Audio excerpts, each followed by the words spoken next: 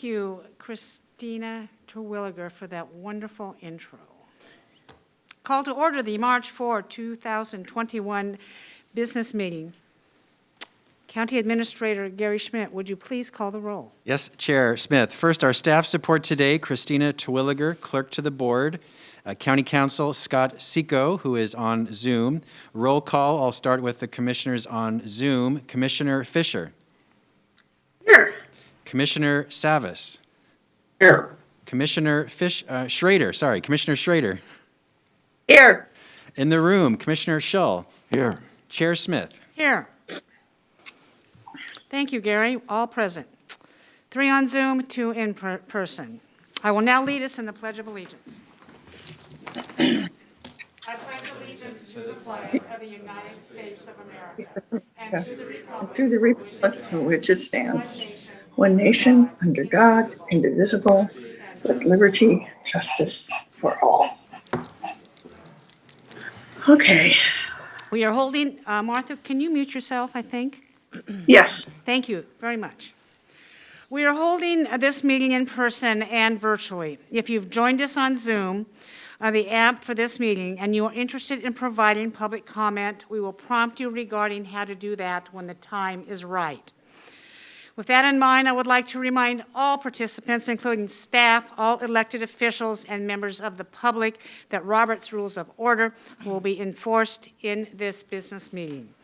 Gary, can you please introduce the first item? Yes, Chair Smith. And quickly, we are, for our public comment, for those people who are on Zoom, we will close the public comment for you to sign up for public comment at 5 minutes after the start of the meeting, which is approximately 1 more minute.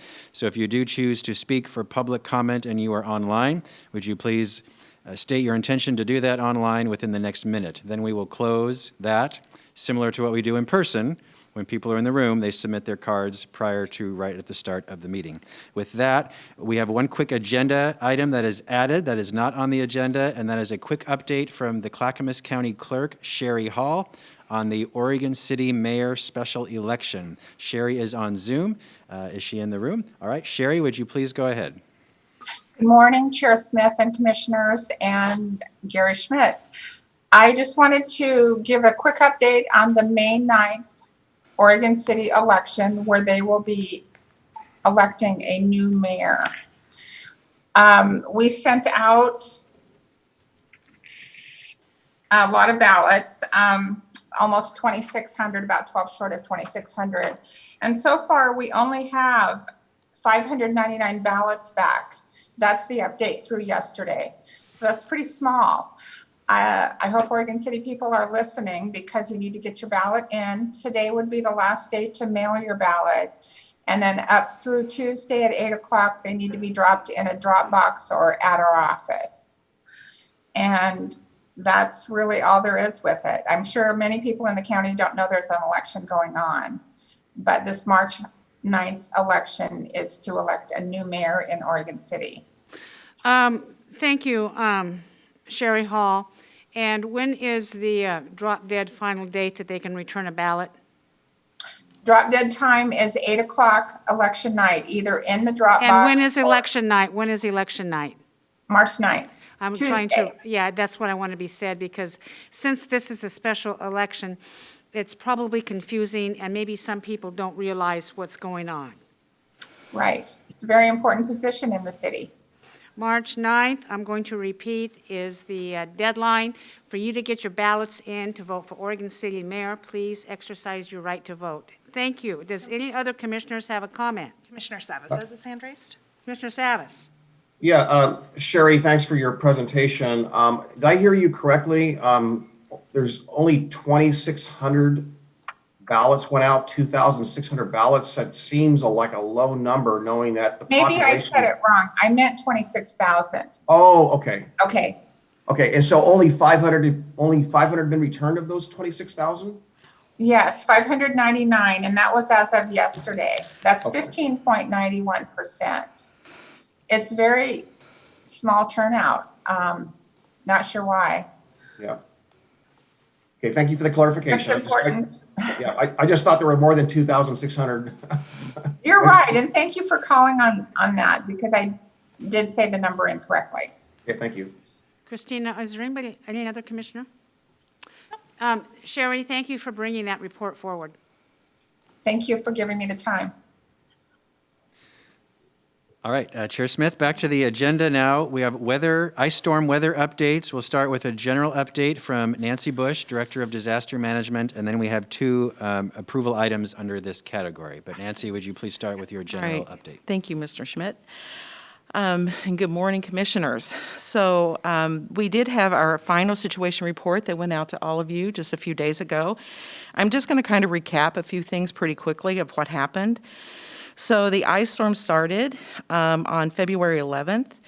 The 11th through the 15th, and that's whenever the county was pretty much shut down through those days. And then we continued to have issues because of the outages from PGE and the other cooperatives that are here in the state. So the event lasted really much longer than just when the ice was here, because the roads were clear and everything. We were still doing some response on that. PGE stated that nearly 144,000 customers lost power in Clackamas County at least once during the event. And I do know that I looked at PGE once, and there was over 200,000 there, so I'm not sure. I don't know why our numbers differ on that, but I know I did look at one time, and it was over 200,000. The average outage duration per customer was 64 hours. The cities that were hit hardest were Gladstone, Milwaukee, Canby, Beaver Creek, Lake Oswego, West Linn, and Oregon City. Cities east suffered most damage, and the loss of power, of course, created inconveniences and life-threatening conditions. The Clackamas County EOC quickly were able to pull a lot of people together so that we could respond to those, especially medical issues. We had our sheriff's office that early on, anytime we had someone that needed a wellness check, they were out doing that. Many times they had to move trees and limbs to get to those homes to do that. But they did that very effectively. And we also at the EOC were able to provide food, some generators for those who needed that for medical equipment. There were many other things that we had. I mean, it was a very, very furious couple of weeks. We had 5 resource centers that were open to the public. They can be Milwaukee, Moala, and we had 2 in Oregon City, and then we also had 1 in West Linn. Just to run through some of the numbers that we had for those particular places. The Canby Fairgrounds, we had around 1,000 people that came through that particular resource center. Moala, we had the Church of the Nazarene, which we had around 300. Oregon City High School had about 750. And they were also there. They also offered showers, which made them very popular as well. Oregon City OSU opened after the Oregon City High School closed and had around 20 people. Milwaukee Hope City Church had around 60. And we don't have any numbers for West Linn. So we had some human services also came together, and we had our ADRC line open. So we made sure that we could capture everyone that was in need and how we could help them.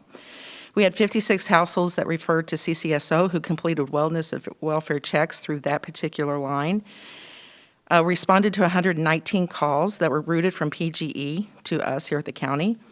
Responded to 106 calls to ADRC, and 26 households were sheltered in motels at the expense of county. The roads estimations there. We're still continuing debris removal on the roads, so that is ongoing. We are estimated at 40,000 cubic yards of debris. We had 11 trucks and 3 excavators hauling debris.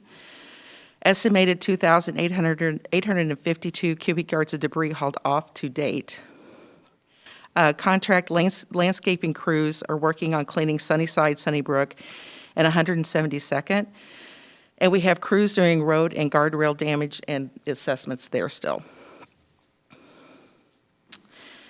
The Department of Transportation and Development is working with the EOC to determine options for residents in unincorporated counties, and part of the unincorporated county for disposal, which we'll talk about a little bit more later. And if we could have Christina, my document brought up. We have turned in our IDA, which is our initial damage assessment for Clackamas County. It was due on Saturday. all of the counties that are claiming any kind of damage for this particular event. It was due on Saturday. Clackamas County alone turned in $14 million, almost $14.5 million. That includes all cities, public works, any public entity, schools, anything could have turned in for this particular dollar amount, including county government. The debris removal is estimated at just a little over $9 million. So we think that that probably is a little high, simply because we know that some of the cities actually did add in some debris removal for private property, which is not eligible for the determination of a declaration. So we know that that's maybe a little high, but we still have numbers coming in, so it'll go back up again. For protective measures, which is things like the EOC, sheltering, food, water purchases, any security that we may have needed, law enforcement, any overtime costs for government. And that is around $1.5 million. Again, we don't have all of the numbers in there because we didn't have all of our payroll ran yet when we had to turn this in, which is also true at the city level. Transportation system for non-federal aid system is right at $1 million. And water control facilities, which includes wastewater as well as drinking water, is at $172,000. And public buildings and equipment damage for uninsured is $646,000. And our public utility systems is right under $1 million. And parks and other came in at $660,000. So that total for infrastructure is almost $14 million, and then we just had a little bit more that was turned in for housing, businesses, and agricultural. And I just want to remind everyone that the agricultural, you can take it down, it will come in later because they do their own assessment, and they will come to the county if we are going to get an agricultural declaration, and we'll have to do that separately. And that's my update. Thank you, Nancy. I have a couple comments on this. And you mentioned, did I hear you not, the National Guard also came in to assist in wellness checks. And how many National Guardsmen did we have? I'm sorry, yes. I must have skipped that on my sheet here. We did have 18 National Guard that came in, and they were able to help us get emergency supplies to almost 120 homes, and also were able to provide us with some other support when going out and doing some wellness checks. Great. Thank you. That's an action that we took on that, and I think it was been very helpful. This was after, let me think, 7, 8, 9 days people had been without power, and it was uncertain when our power would return, and in some areas it didn't return for another week. So many people were without power for 2 weeks. Yes. Which meant they were without heat, and it was winter. Yes. And this was an ice It storm. was very cold. So I do think that action was warranted. Thanks a lot. So we have almost $14 million in damage to Clackamas County. And we declared a local state of emergency, which our governor accepted, so it becomes a state emergency, correct? So there was a state emergency already declared. We've already declared a local emergency too, which of course we did that Saturday. And so what happens now is there are 6 counties that I was told that are meeting their local thresholds. So that, yes, that all goes up to the governor, And what is the state threshold for that? 6.5 million. 6.5 for us to go to a national declaration. And it seems like Clackamas County has met the state threshold. So- I want people to understand the magnitude of this storm that Absolutely. Clackamas County took the brunt of. So then, Nancy, what is the process now going forward? So what happens now, FEMA is actually coming in on the week of March 15th. And what they will do is they will take our numbers, because we had to send in backup documentation for all of the numbers that are here. They will start looking at for all of the counties that have met their threshold and start asking us questions and doing verification. And after that point, of course, they work with OEM and the governor's office to make the determination of a federal declaration. And what is OEM again? I'm sorry? What is OEM? Oregon Emergency Management. Thank you for folks that, you know. Yeah. don't Yes, talk sorry, like we or do. Oregon Emergency Management. Well, that's really good. And so at that point, does it mean then that government can qualify for assistance, monetary assistance to help us through Yes, this? if there is a federal declaration that is done, that does mean that we will get up to 75% reimbursement for public infrastructure and debris around public infrastructure. In this particular event, we've been told not to expect individual assistance, because for individual assistance, it's really about destroyed homes. So in the wildland fires, for example, the state had, was it around 4,000, I believe, destroyed homes. So it was very easily met for that particular event. For this event, we will not meet that threshold. It's not expected to meet Yeah, that 14 threshold. million is quite significant, and I will add that that includes the cities as well. It's It not does. just Clackamas County per se, and I really want to thank the cities for helping you along the way, and the cities contributing to this process. Yeah, as well, we had Public Works in our special districts too that were sending things in, and, as quickly as they could. I do think, because what happens now too, we have a chance to say, okay, what is our real damage? This is initial. It's meant to be done quickly. It's meant to come in really fast. And then after they see that and say, yes, we want to continue to look at you for a federal declaration, we still have time to turn in more damage and say, this is our actual cost. Here are things that we weren't able to capture in the initial assessment. So we'll be able to bring those in later as we move along. Thank you. Gary, Commissioner Savas has his hand raised. Commissioner Savas. Yeah, Nancy, I just want to if we can, in our future presentations, when this comes up, the area between Gladstone and Milwaukee is an unincorporated area that's larger than those two cities combined in population, and geographically much larger as well. So I know that through the storm, we just report Gladstone and Milwaukee, and it's not as though that, Jenny's Lodge and Oak Grove and, over the ridge, Oakfield Ridge and so forth. But I think it would add to the significance, I think, in the messaging if we could include the, don't have to call out those, but just recognize that that area between there was just as hard hit as Gladstone, and harder hit, frankly, as you went north into Milwaukee. But the southern part of Milwaukee got hit pretty hard as well. But for that clarification, and then also considering that half the population, or just less than half the population, is unincorporated, that there were a lot of folks out there and that's really on the county's dole. So I think the significance of that ought to be somehow mentioned in the messaging. Thank you. Thank you. Okay, next up. All right, still on the ice storm updates, we have for your approval today, Commissioners, first addendum to Board Order Number 2021-09 in the matter declaring a local state of emergency and declaring emergency measures. This is the ice storm weather emergency declaration that was originated on February 16th. It expired on March 1st. At your business meeting last Thursday, February 25th, Commissioners, you verbally gave approval to Chair Smith to extend the declaration until May 1st, but because we did not have the document prepared, we are now going to ratify that action that Chair Smith did extend the emergency declaration until May 1st, 2021. And the main reason is to allow us to be eligible for state and federal dollars, primarily for debris cleanup. That's why we extended the date. So today, Commissioners, I'm asking for your ratification of the extension that Chair Smith signed last week on February 25th. Thank you, Gary. Do any commissioners have any comments or questions regarding the extension of our declaration? Chair Smith, I move we ratify. Do I hear a second? Seconded. Yeah, and thank you, Commissioners. I signed that declaration after the business meeting last Thursday so we could continue because it would have expired too Monday. soon for us to take action. Okay, Christina, please call the poll. Yes, Commissioner Fisher, Aye. Commissioner Savas, Aye. Commissioner Schrader. Oh, you're on mute, Commissioner Schrader. Aye. Perfect. Commissioner Schull Aye. and Chair Smith. Aye, and the resolution has passed.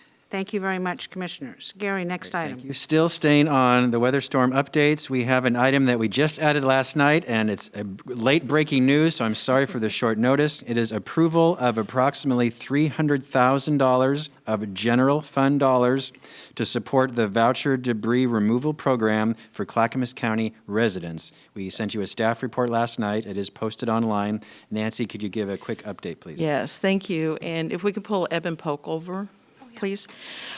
So yes, it was done very quickly. As you know, between Dan Johnson and I, we've had a lot of conversations with the board regarding debris removal, what that means for unincorporated areas.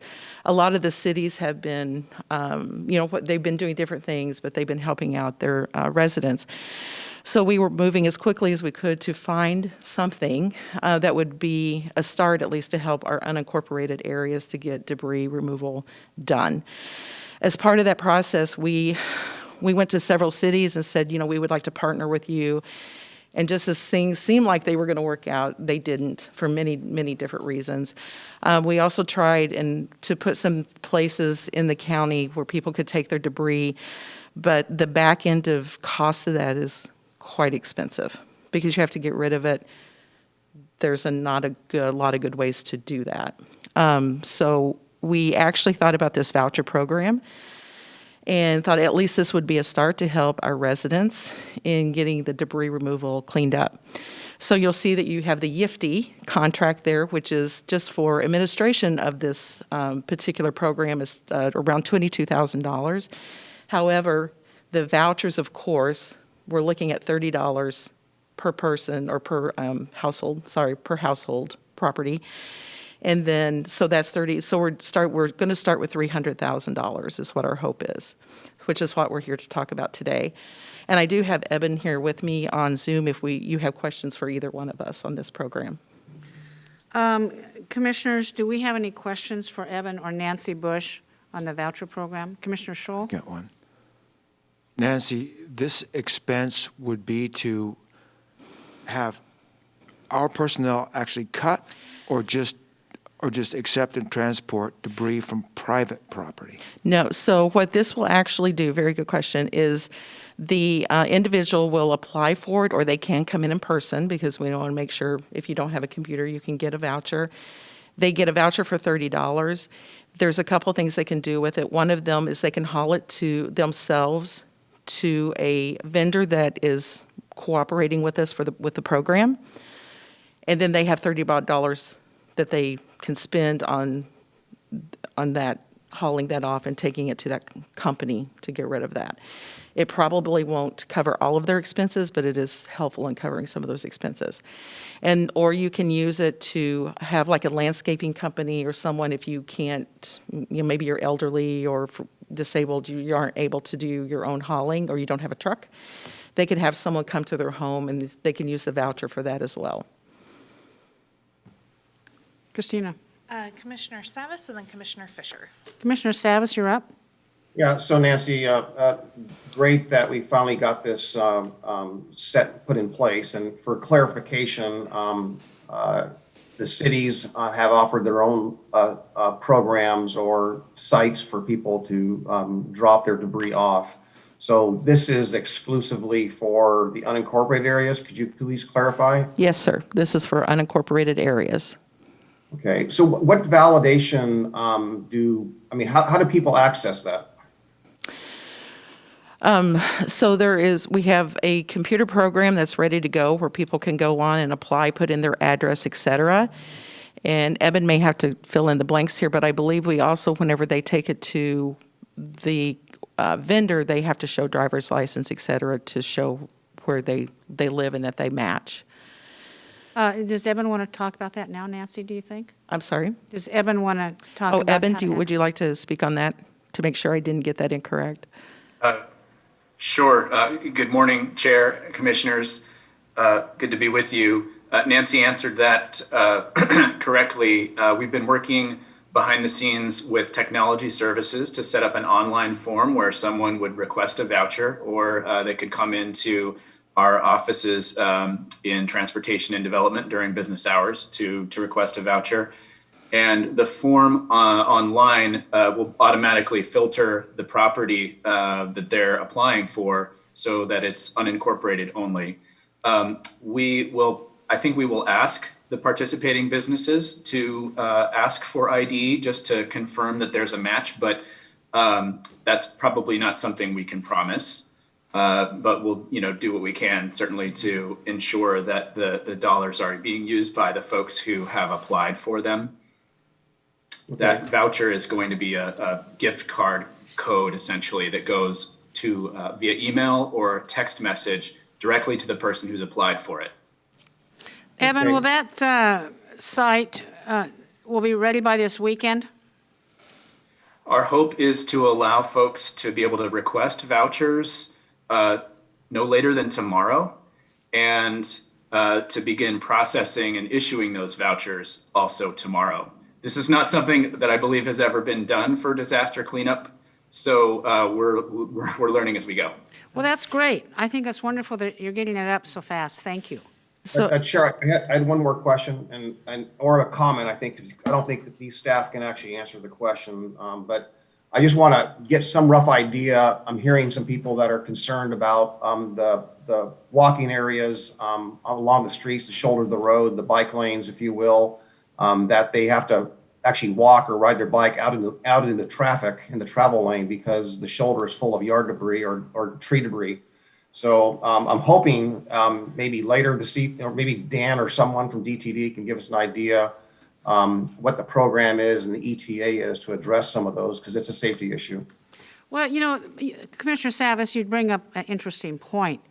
Certainly, we're responsible for county roads, but in my experience in Clackamas County, people may not understand if it's a county road or a state highway. For instance, is McLaughlin Boulevard considered a state highway, and then would that fall under ODOT's purview and not the county? Sometimes there's some confusion on that. yes. But I think maybe, staff can certainly take a look at that. I do think that our DTD staff has been working a lot of hours and weekends to try to get our debris picked up.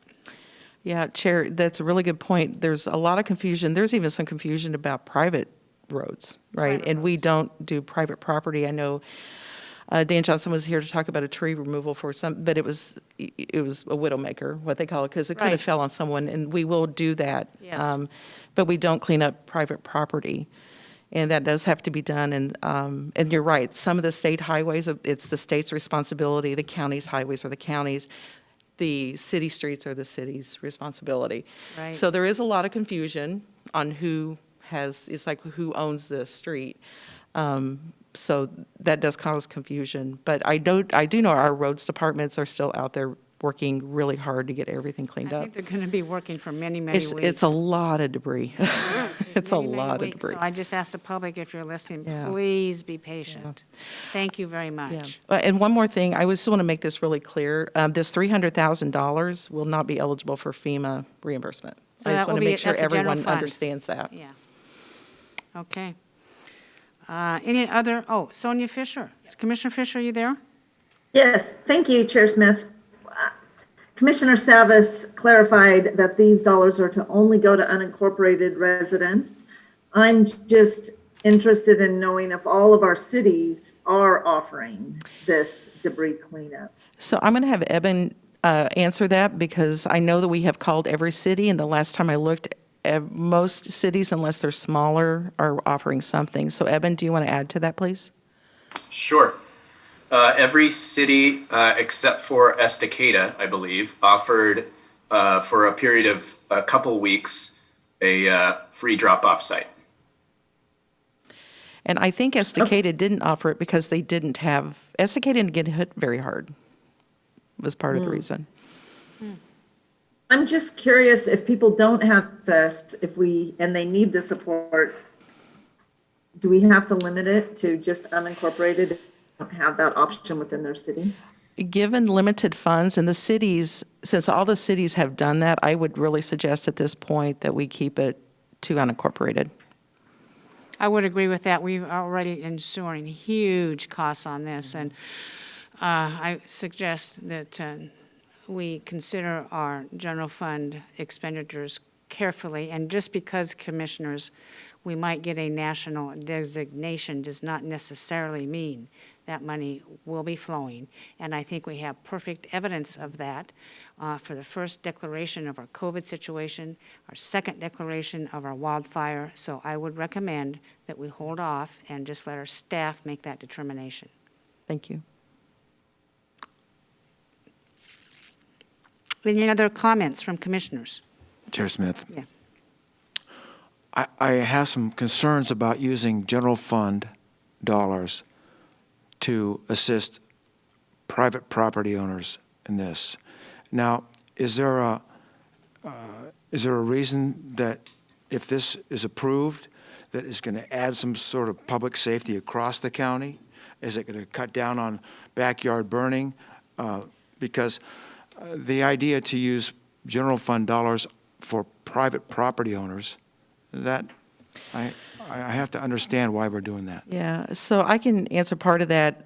I've been doing this a very long time, and I have been through, in particular, lots of flooding, particularly in the Midwest and here. And though it's not, of course, required that we do it, it is customary that we help private owners after such large events as this. So it's not a requirement, no. But when we look at it too at an equity lens, we do have a lot of our residents who can't afford cleanup. It's a danger to their property. And it's also a danger just in particular, I mean, just in general too, because when you talk about backyard burning, we don't want a lot of backyard burning right now because of COVID. We're going into fire season, and if we have people who put it off and they don't burn now and they start burning later, it could cause wildland fires as well, or just larger fires, burn down homes, whatever. So in the bigger picture, for me, for someone who's been doing this a long time, it's worth the investment to protect our residents in general.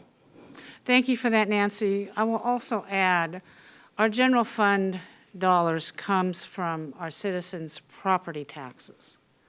They have already paid into our system. And Nancy, I do believe it's the compassionate thing that this government do is try to help them when they're in need. Mm-hmm. And I want to thank you for that decision. Any other commissioner comments? Okay, Gary, what's up next? So seeking a motion to approve the spending of these funds for the debris cleanup program.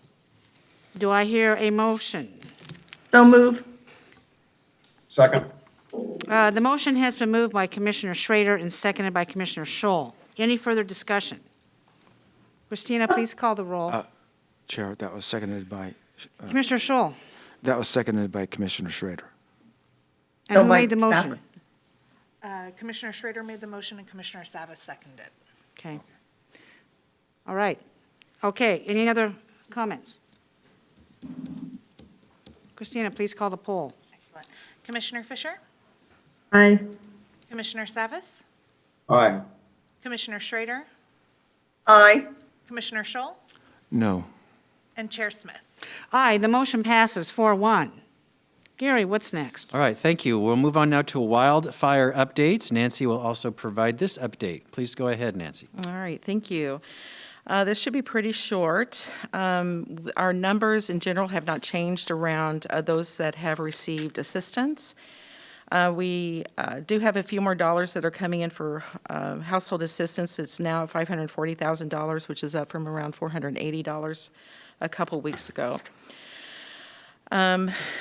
We do have some housing and the building codes permits and process for residents. We haven't had this for a while because they've been working on trying to get everything together, and it's been a largely moving target there.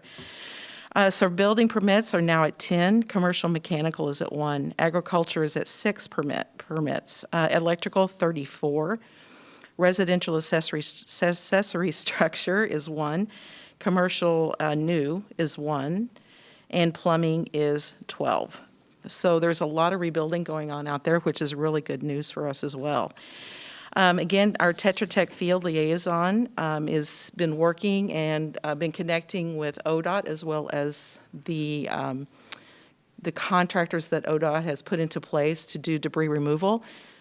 I know we talked about we got really slowed down by the ice storm, but they are starting to connect now and talk about when they're going to be on certain properties at certain times. We want to make sure here at the county that the communication is being made to those property owners, because we don't want people showing up on people's property without them knowing it. Okay. So that's the biggest communication connection that we're trying to make, and trying to make sure that that doesn't happen. We've struggled just a little bit with some of that communication, but I think this week we were able to work all of that out and get the right people connected. So we're going to be seeing a lot of rebuilding out there and some debris removal, including along the right-of-ways. Excellent. Any questions for Nancy about the wildfire update? Gary? All right, next is COVID-19 updates. Nancy will also present, along with Philip Mason Joyner, the county's public health director. Philip is on Zoom. Yes, thank you. And while Christina is bringing him over and also pulling up the slides, I just want to take a moment to reflect, because I think it's important to do that. It was a year ago on February 28th that we opened the Emergency Operations Center for COVID. It's been a long year. I think all of us have lost something throughout this year.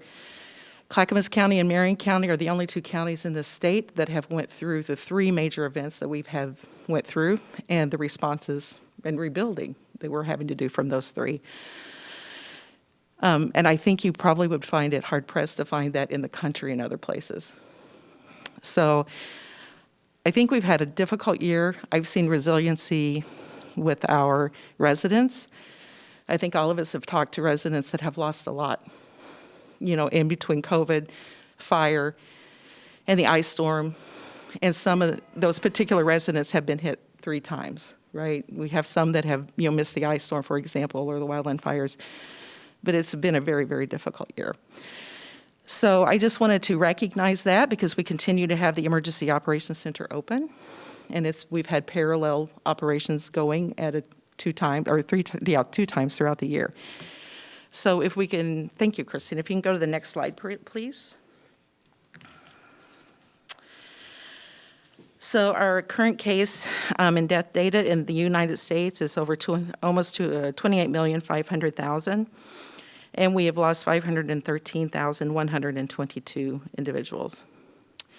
Oregon has total cases at 156,037, and we have lost 2,225 individuals here in the state.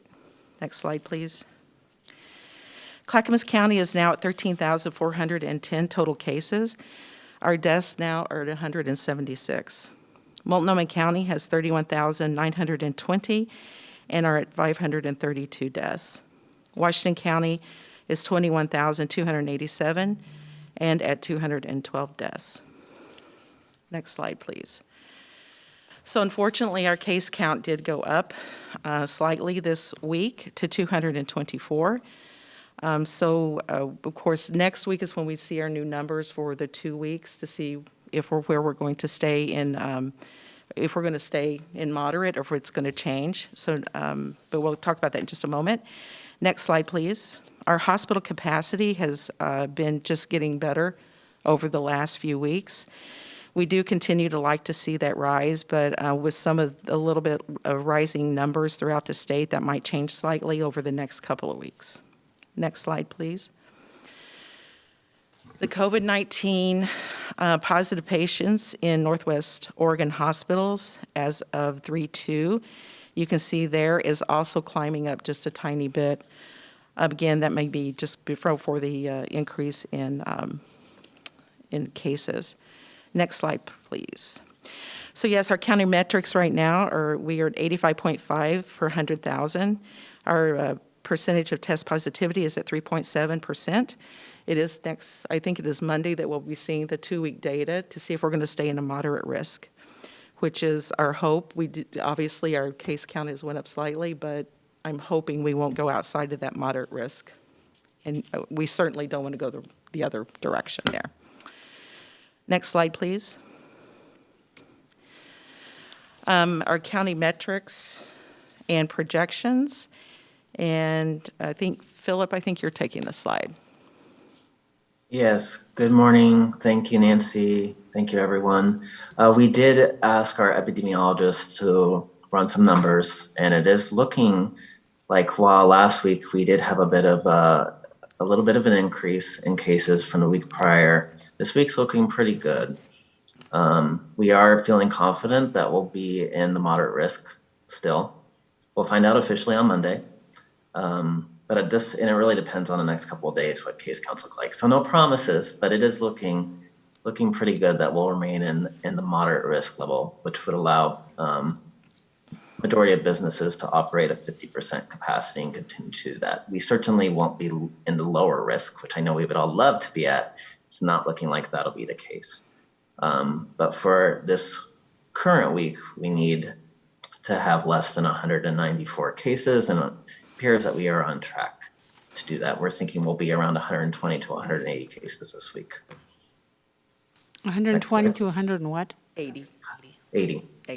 Really just depends on Friday. 120 today, to Friday. 180 cases. Sorry, Philip, just a second. 120 to 180 cases. Thank you, go ahead. Thank you. Next slide, please, Christina.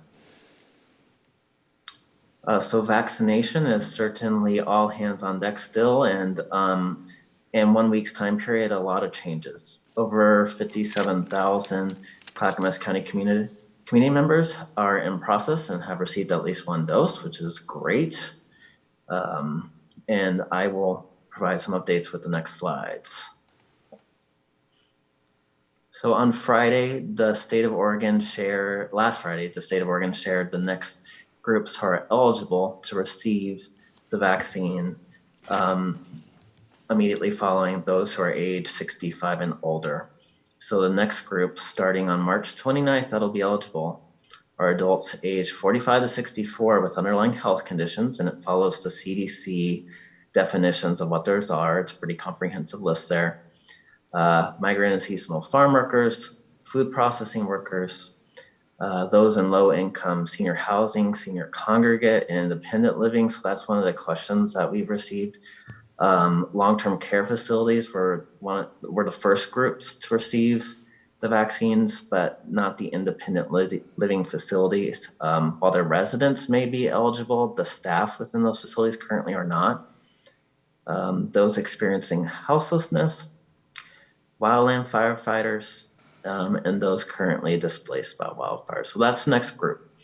The federal administration did make an announcement this week that vaccine manufacturing and supplies are going to significantly increase, which is great news. And we expect that the next groups, the timelines in Oregon, will be adjusted to reflect that in the next couple of weeks. And the next slide is pretty busy visual from the Oregon Health Authority, but it does lay out the next groups and where we're at in the process. So right now we've made it through groups 1 through 5. Group 6 is what I just described in the previous slide. And then the groups that follow are reflected here. And those are the groups that I anticipate will be bumped up in terms of timeline. Vaccine scheduling has been an incredible challenge. Last Thursday when we were together, that's when appointments opened up. Oh, sorry, Christina, can you go to the next slide? Vaccine appointments opened up for age 65 and older again. Appointments were filled and over 5,000 appointments were filled in less than 10 minutes in our region for access to the convention center and action to the Portland drive-thru. I think the lessons been learned that approach is not working, and the state was quickly able to change the process, where now everyone can go to getvaccinated.oregon.gov for those who have the technology, and they can sign up and get pre-registered. They put in the primary methods that they want to be contacted, and then once a dose is available, they'll push out the opportunity to get it scheduled. So that's the new process. Folks are getting access to appointments. They're still being completely filled through those two options because of the limited supplies that we have. We are still taking care of educators. I would say that it's pretty those populations are being reached and should be wrapping up pretty soon. There's still some phase 1A folks in our region that are still waiting on access to the vaccine, which includes mostly homebound folks and folks in adult foster cares, individuals with developmental disabilities and their caretakers. That's a lot of the work that we're doing locally. Locally, we've been receiving the month of most of January, February, and early March, we've been receiving only 1,700 doses every week, plus then the second doses, because the current vaccines we have are 2-dose vaccines. So that's the work that we've been really focused on locally with partners. Let's see. Let's go to the next slide. And some of the good news is that Johnson & Johnson vaccine has officially been approved. We are one of the few counties in the state of Oregon that the state has provided us with 3,600 doses of Johnson & Johnson vaccine to really continue to reach these folks who are homebound in our adult foster care, because we have so many. And we have assigned a team of home visiting nurses that are going out into the community to provide these vaccines at their locations. We're also working with some of our local fire agencies and with American Medical Response, our private ambulance company, to, as quickly as we can, go out into communities and get these folks vaccinated, because they are at high risk from severe illness and deaths from COVID. And the Johnson & Johnson vaccine, it's a really safe, really effective vaccine at preventing death and hospitalization. And I think the convenience of 1 dose is going to be really attractive to a whole lot of people.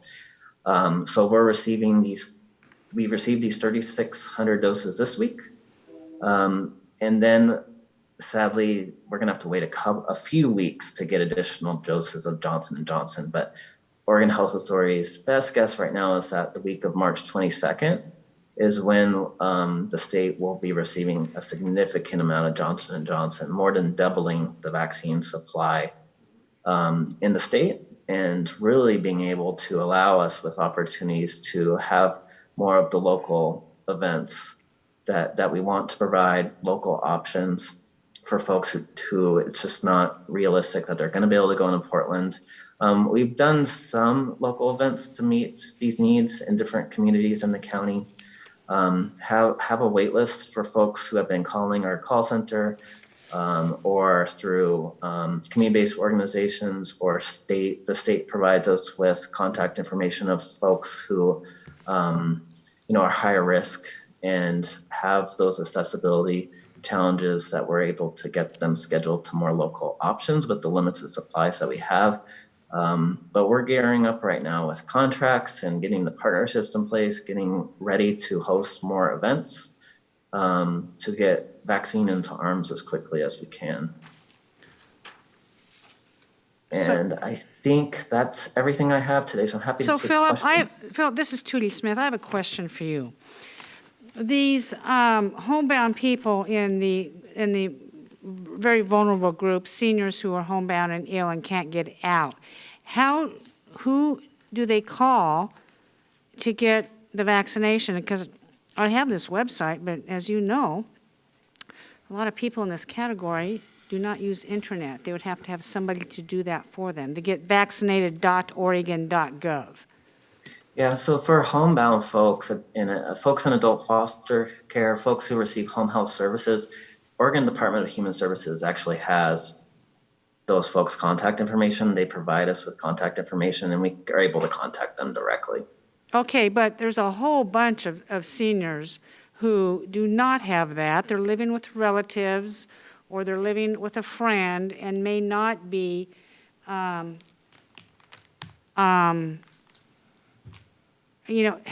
that contact. Who do they call? They want to be proactive and call somebody. Yeah, I would recommend for folks who don't have someone that can help them with technology, don't have the language access to be able to navigate the different systems, or who just really would like to wait a few weeks, because that's the reality. It will take a few weeks before we're able to provide something locally. If they don't want to go into Portland, I would recommend calling our call center and getting added to that And what wait is the list. phone number on your call center? Yeah, and the number is, I'll say it slowly, it's 503-655-8224. And starting next week, we will start to really promote that more and more. Yesterday, learning more specifics about how much more vaccine we will be receiving locally was helpful to inform our planning. It's also very frustrating for folks to call and then not have the answer for them. So now I feel like the answers are starting to become more clear, that we're able to provide more local options in the weeks to come. But, we're still looking at end of March, the spring, for us to be able to fully implement all this work that needs to be done. Well, the reason why I ask, because I get a lot of constituent calls with very grouchy people about this, and you probably have too. And so I wanted to make sure that this was clear on a possible route for them to take. Do commissioners have any other? Go ahead. Commissioner Savas, and then Commissioner Fisher, and then Commissioner Schrader. Yeah, thank you, Philip, for the presentation. And I know that the counties don't directly, are not directly part of the vaccine distribution thing, with, I guess, the exception here with the phone number you provided. There might be another avenue. My concern, I'm sure that my colleagues share this concern, is that the people that are the most vulnerable, that are most seniors, get the vaccine as soon as possible. And the confusion over this, which is not just, it's statewide, is that, increasing the pool of people eligible just helps jam the lines and the access, whatever that means, whether it's the internet or the phone lines. It just adds to their delays and frustration. And, almost every day I'm talking to someone who is, well older, a lot older than I am, who is just trying and frustrated to connect. And there's people that are finding in other counties, and this is not, again, reflection on our county itself, and I don't want to be the confusion, but there's other systems that are available in other counties or other phone systems where I don't know what it is, and people are driving, to other counties, some as far south as Southern Oregon, and getting the shot from Clackamas County and Multnomah County and Washington County. So, or getting an appointment to do so. So it's a little bit messed up, and I'm glad that we're making some adjustments. And I know it's not a reflection on Clackamas County, but I think that, if we can message to our leadership at the state somehow, or through the your cohorts that in the state, that, increasing the pool of people eligible just jams up the system, and that there ought to be some, whether it's a special phone line for the most senior of seniors and the most vulnerable, separate phone lines and separate contacts. And it sounds like we got something like that going on, but we really need to focus on that. And I mentioned on Tuesday, the concept of a lot of the elected leadership passing that on and making sure that people don't jump in line, and which is another concern I have, ahead of people who need it more than they do. So, I'm taking the pledge that, I'm not going to jump in line. I'm going to wait my turn and make sure that, the most vulnerable are certainly going to get the shot before I do. And that's all I have for today. Thank you. Commissioner Schrader. Oh, Commissioner Schrader, you're on mute. Okay. Okay, I'm off mute now. I just lost my screen. What I've been observing is a lot of folks are calling up Walgreens, Albertsons, Safeway, and actually, and I'm hearing that Walmart might actually have an opportunity to give vaccines. How are they getting, so they're getting dosages directly from the federal government and then are having their own extraneous, it seems to me, system whereby you can register. So how are we hooked into that at all? Is that something we advise people to do? Thank you, Commissioner Schrader. Yes, a lot of our local pharmacies are starting to receive 100 to 200 doses per week directly from manufacturing. And they do have their own scheduling systems, which the links are on our website. And I would say the challenge is we don't have a lot of clarity in terms of when those appointments are opened up. And, I hear people just randomly check and get an appointment. and it's definitely not the perfect system, but there are local options for that too. Now, I've known a few people that have been able to get into that queue and get it scheduled. So I would say if you don't want to go to Portland or that way, you might want to, again, look at that avenue. I've also anecdotally heard of folks who have like driven to Salem, driven to wherever that they can get in if they are eligible under the state's guidelines and get an appointment, they're doing it. So Yeah, I mean, the state has been communicating pretty clearly that vaccine is a statewide resource. And the challenge is what if you schedule it somewhere far away from home and it's a 2-dose vaccine, you have to go to the same site to get your second dose. that's right. But people at this point are willing to do it. It's been my experience. I've known a number of people who went to Staten because they were able to get it, you know, so. And you can look up various zip codes of the Walgreens stores and things of that sort, and also find out who close to you or far away from you, depending on zip code, has it available. So a lot of folks have been doing that, I think. So anyway, that's all I have to say. Thank you. Commissioner Fisher?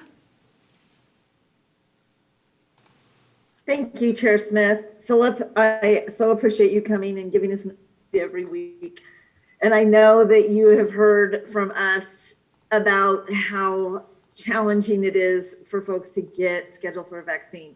So I'm curious, I was happy to hear that the state is shifting from the model that I would consider like the Hunger Games, where you have to really, it's the first come first standing at the computer, just by luck you get in, you have to have somebody who's computer savvy, it's very complicated.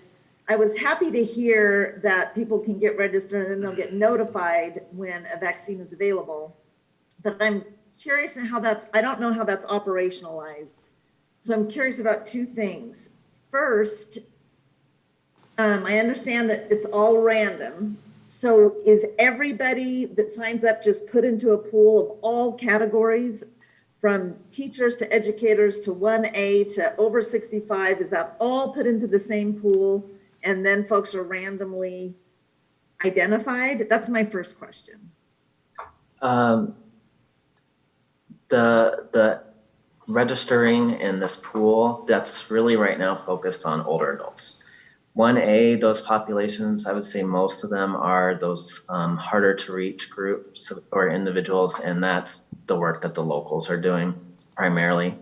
Educators, because the system was set up, they're actually still using that chatbot tool. So it's very confusing, but our school partners and daycare providers, and they've been amazing at helping them work through that system, and it's wrapping up, which is great. The registry at this point is for older adults, and we anticipate it'll be used for the next groups who will become eligible. Oh, good. That really helps me understand. Then my question about that is, so what happens when they get notified that they're ready to schedule the vaccine? What is that process like? Do they email? Does somebody give them a phone call? Yeah, you select your option when you register, so you could get a text, you could get a phone call or email, and then that provides the opportunity to access the scheduler or have someone help you get the schedule.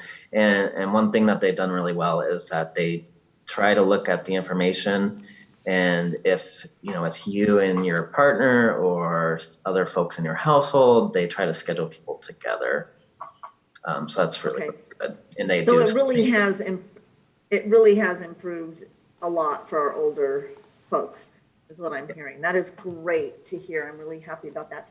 Now, my last question is coming up after March 29th. It's going to open up some of our other frontline workers, farm workers, others. Are we engaged in any direct outreach to the communities to make sure that it's communicated in forms that people can understand? Yeah, so we do have staff who have been meeting with partners for, we have, the Oregon Health Authority has contracted with around 30 community-based organizations that are helping us with COVID response around reaching specific populations. So we are meeting regularly with, for example, homeless service providers, providing them with updates, and they have, contact information. Nancy's Bush's team. She knows how to reach the folks displaced by wildfire. And then, disappointingly, when it comes to migrant and seasonal farm workers and food processing, that's where we've had a lot of our COVID exposures and workplace outbreaks. So we have relationships, and we feel like we have ability to reach those groups pretty easily. Okay. Any other comments from commissioners? Nancy and Philip Mason Joyner, thank you kindly for your wonderful COVID update. Thank you. Thank you. Gary, what's up next? Thank you, Chair Smith. Next is the consent agenda, and Christina, if you would please read the consent agenda by title only. Yes, consent agenda for Finance Department, approval of a board order delegating signing authority of grants up to $150,000 to the county administrator. Under Clackamas County Sheriff's Office, approval of a contract with Global Tellink Corporation for inmate telephone system video visitation, system and other equipment services. Cost will be $36,580 and will be reimbursed by Global Tellink immediately. And that's your consent agenda. Thank you. Does any commissioner wish to remove any items? I'll call for a motion. A move to approve the consent agenda. Commissioner Shaw moves for approval. Commissioner Schrader has seconded that motion. Any further discussion?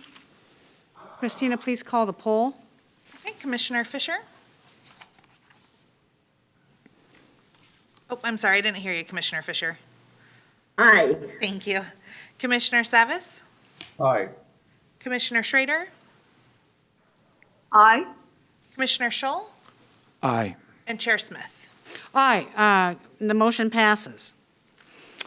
The board will now recess as the Board of County Commissioners and convene as the Water Environment Service Board for the next consent agenda. And Christina, would you please read the West consent agenda by title only? Of course.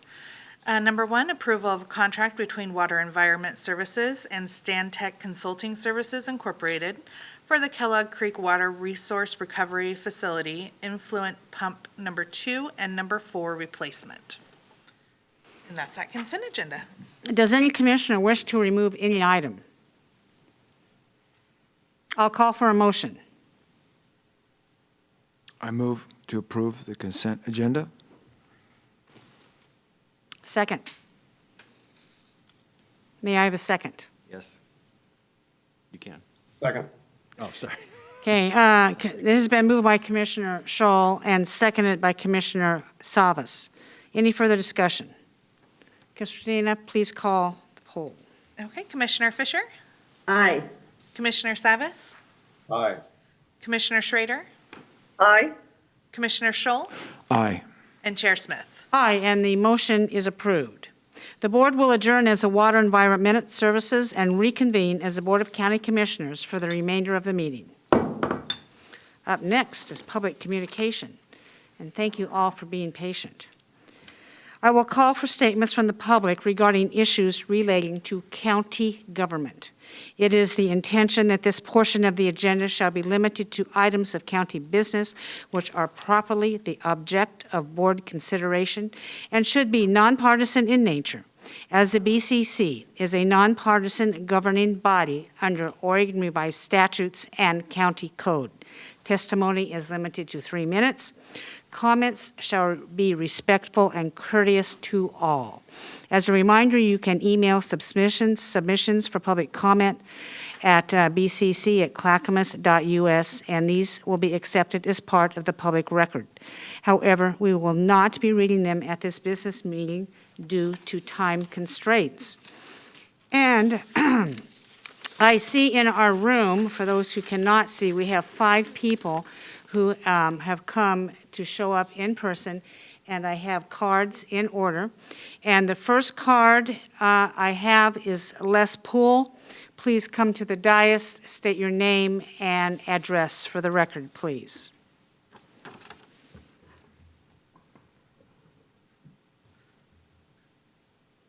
This is what I've learned. Be very careful when you're touching things, and I mean that seriously. Thank you. Les Poole, I live in Gladstone. I'm kind of a fixture here, or have been in the past. I would estimate that I've been involved, and I mean participated, not attended, probably 300 meetings in the last 10 years.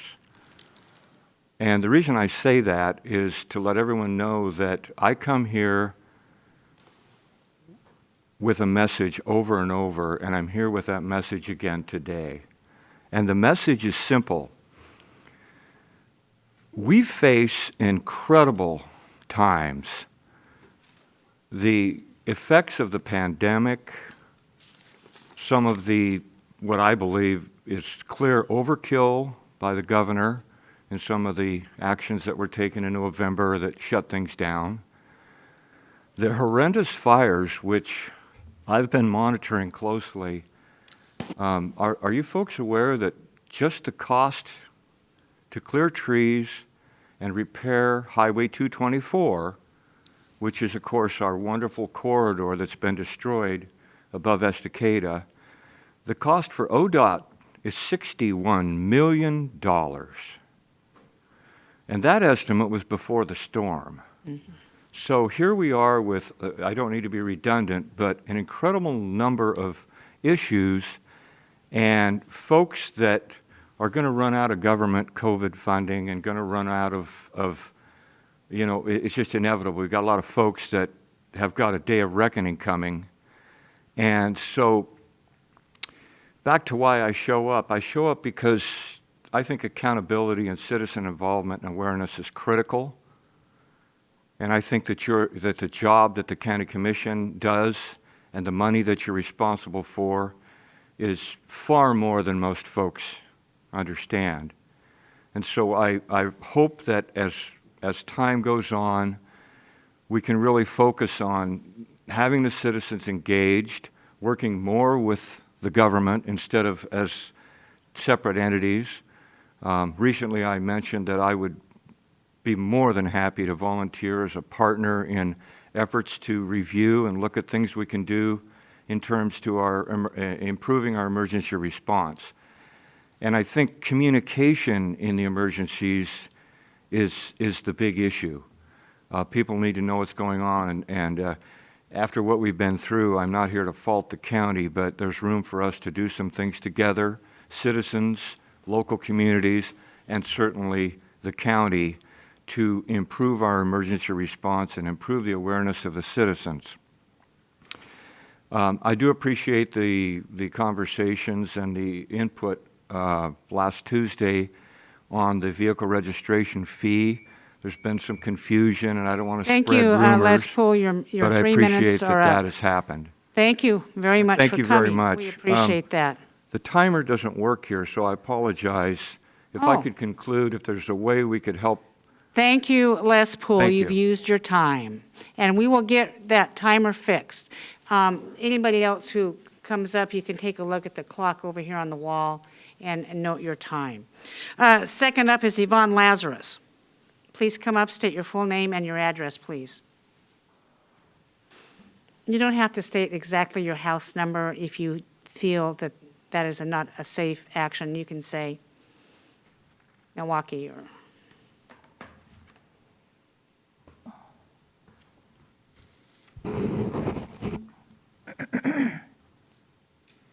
Can you hear me?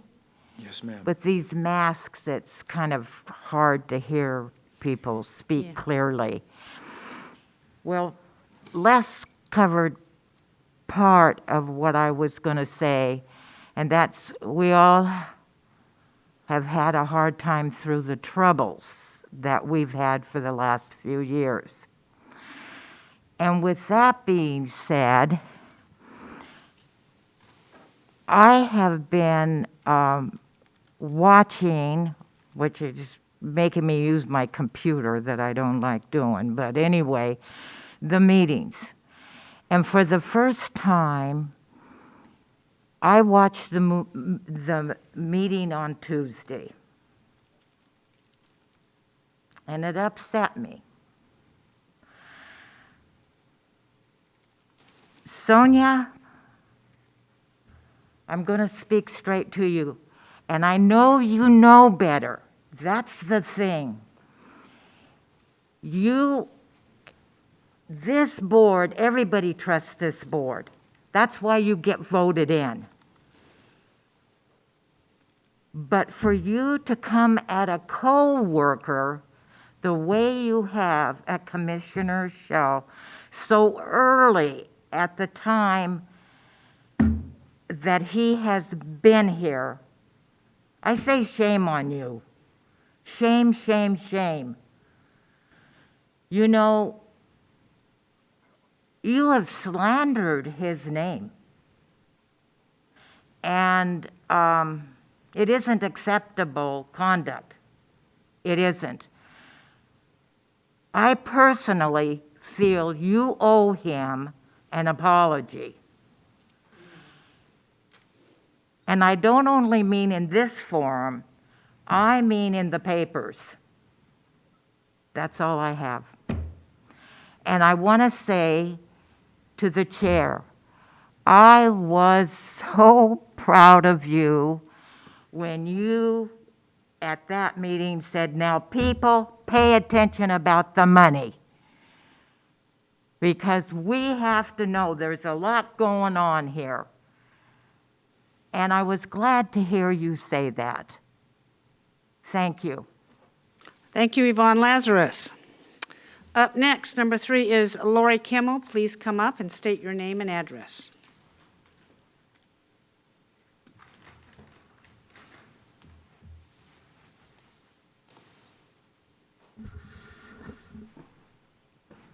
My name is Lori Kimmel, South Clackamas County. Good morning, Chair Smith, County Commissioners, and Gary Schmidt. My name is Lori Kimmel.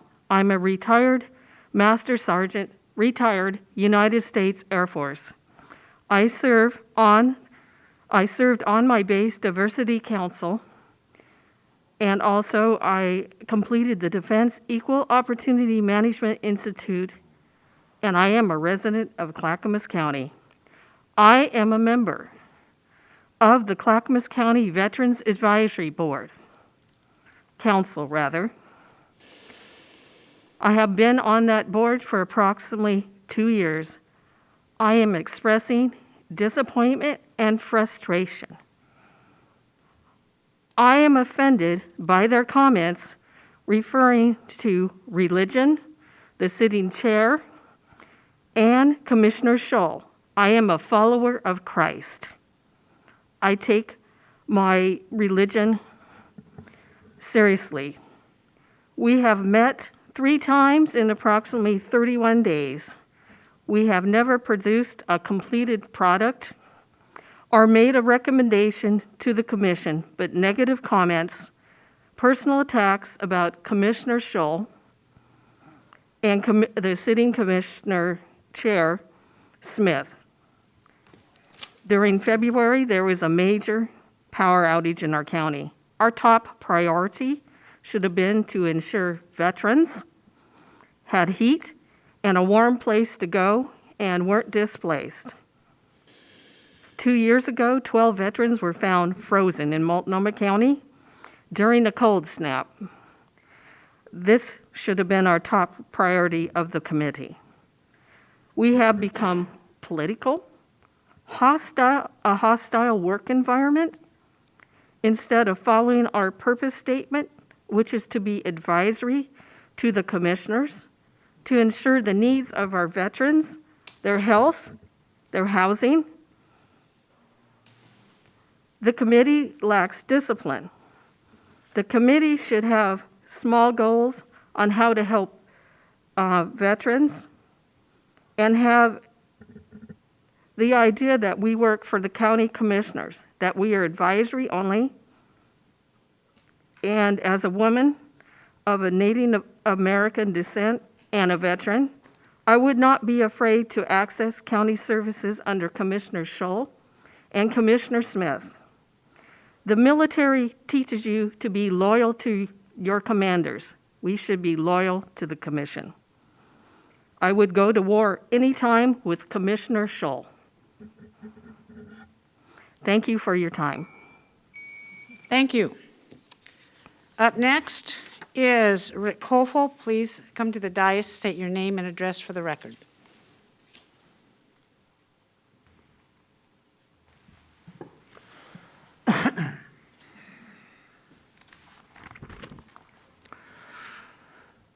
Good morning, Chair Smith, Clackamas County Commissioners. I am Colonel Rick Kofel, United States Army retired. I reside in Beaver Creek, Oregon. My last assignment was as the U.S. Army Advisor to the state of Oregon, where I worked as the State Emergency Preparedness Liaison Officer with FEMA Region 10, Oregon Emergency Management, and Oregon National Guard, and many local emergency management offices throughout the state. As a resident of Clackamas County, I have 3 observations I would like to present today. I realize my time is limited, so pardon me if I go quickly. The county commissioners and employees of Clackamas County need to stop the partisan politics and start working together. Commissioner Scholl and County Chair Smith are here to stay. County employees should not be involved in politics or stating that they cannot work for any commissioner during the workday. The board needs to make it clear all county employees work for all 5 county commissioners, and any disparaging comments need to stop or face disciplinary action. The Emergency Operations Center for Clackamas County needs improvement. During the wildfires, there was no clear message, and was hard to find competent and complete time information from the Law Enforcement, Fire Operations Center, and the County Emergency Management Center. This occurred again during the recent ice storm. The lack of a clear unified message or evacuation notices was unfortunate. In our circle of 12 homes, only 1 person got the emergency evacuation notice. The other 11 heard about it from that resident. Additional cell phone notices came many minutes later, or hours, or in my case, the next day. The county should merge the emergency operations centers in time of county emergencies so that there is one message and all 3 work together. The operations center should be tied into BCT and other community outlets for awareness in times of emergency. And last week I logged into the Zoom meeting for the Clackamas County Veterans Advisory Committee. This committee is supposed to advise the county commissioners on veterans issues. In attendance was Commissioner Schrader and Commissioner Scholl. The closed working meeting was open to the public, not just Clackamas County residents or committee members, but adjoining county citizens as well. There was no discussion of veterans issues at this meeting, just testimony after testimony against Commissioner Scholl and County Chair Smith. I have been monitoring this committee for the last year as my wife is on the committee. To date, there has been no products produced. The committee needs to be abolished and reformed using the standard Clackamas County employment application and a military biography as the criteria to be hired by Human Resources as a qualified member of the Volunteer Advisory Committee. This committee needs to be given specific requirements and suspenses so they know when they must report back to the board with their recommendations. It must be clear that they work for the county commissioners, not the other way around. The head of the committee needs to be assertive and keep the committee members on track and within established deadlines to make recommendations, products for the board of commissioners to consider. Thank you. Thank you, Mr. Kofel. I see one more gentleman in the room. Do you wish to testify, or are you fine? No, ma'am, I would have filled out a card if I chose to, but I do have a lot I could say. Thank you. Well, maybe you can next time. Christina, that's all the people I have in person. You can start the Zoom. Thank you, Chair Smith. Now is the time for general comment related to any county business. I do have a list of pre-registered participants that I will call them in order that I've received their registration. So the first person I have is Lauren Courtier. If you want to go ahead and unmute yourself, you have 3 minutes.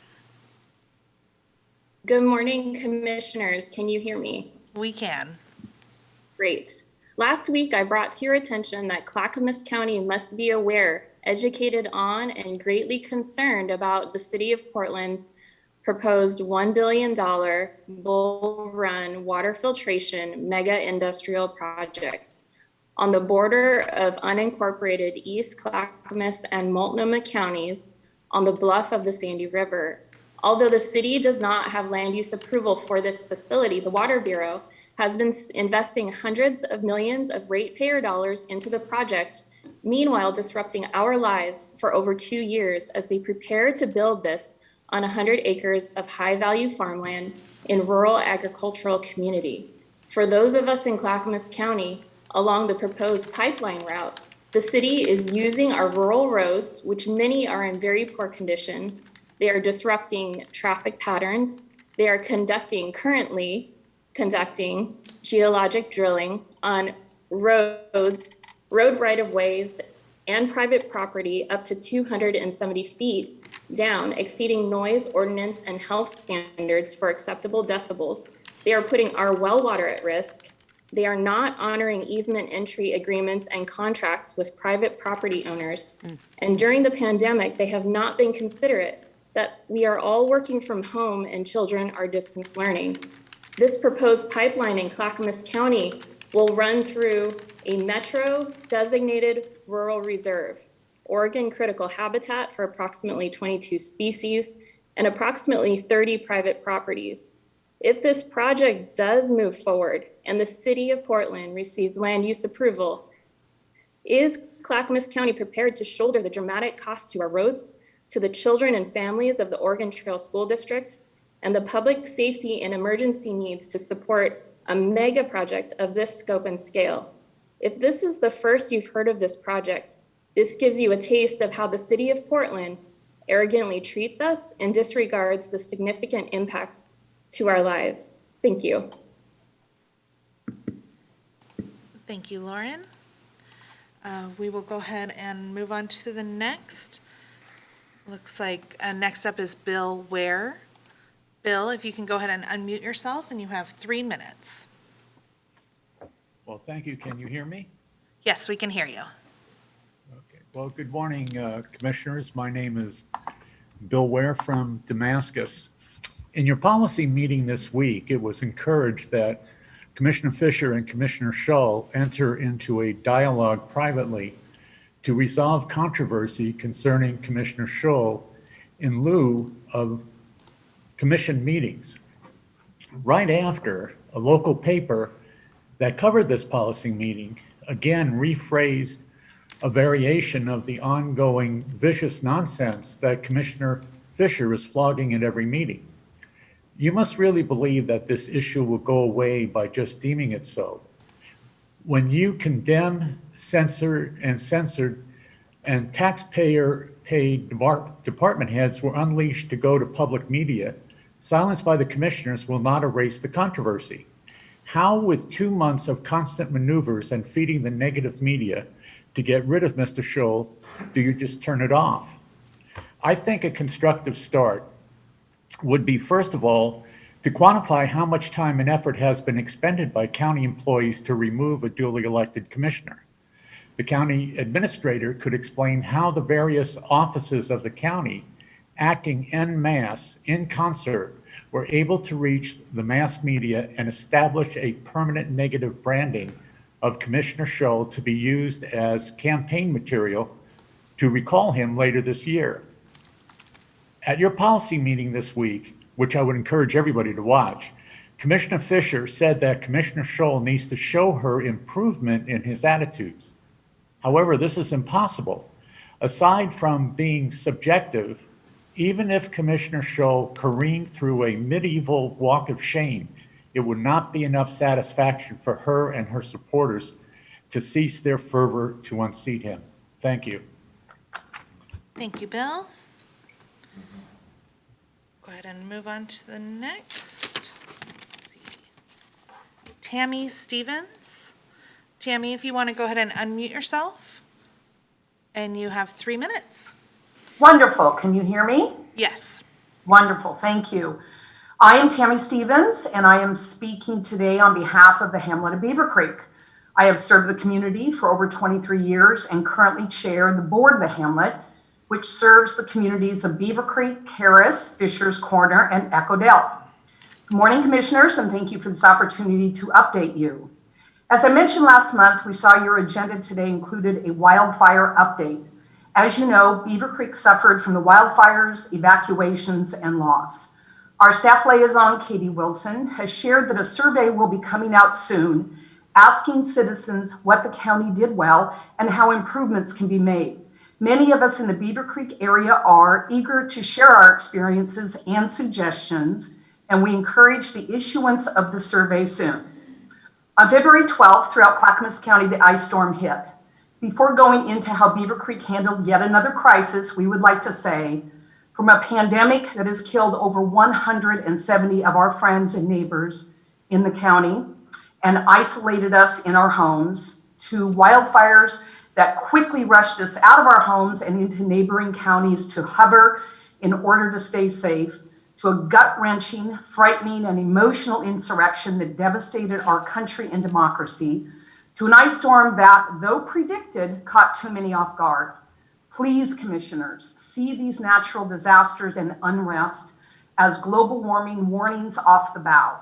Please join the nation in recognizing, planning, participating, and communicating with our constituents to include our county in the solution to save our planet and our Clackamas County citizens. That being said, on February 12th, the snow arrived and soon the ice in Beaver Creek. The roads were dangerous and the trees started cracking. What a night of transformers blowing, trees falling, lines down, roads blocked, and no water, no power, no heat, no communications. We yet again learned the very same valuable lesson we did during the wildfires. Social media was our knight in shining armor. Facebook's Beaver Creek Forum group quickly organized and offered anyone anything they needed, from dry firewood, water, generators, fuel, blankets, transportation, delivery, care, comfort, and encouraging word to PGE truck sightings, safe road routes, and how to handle home and livestock emergencies. Our Hamlet citizens assured our citizens were okay, and our board could not be prouder. So let the cleanup begin. Our state representative, Christine Drazen, checked in with us to assure our remote citizens were being checked in by neighbors and to discuss the rural areas handling the pandemic, wildfire recovery, and ice storm.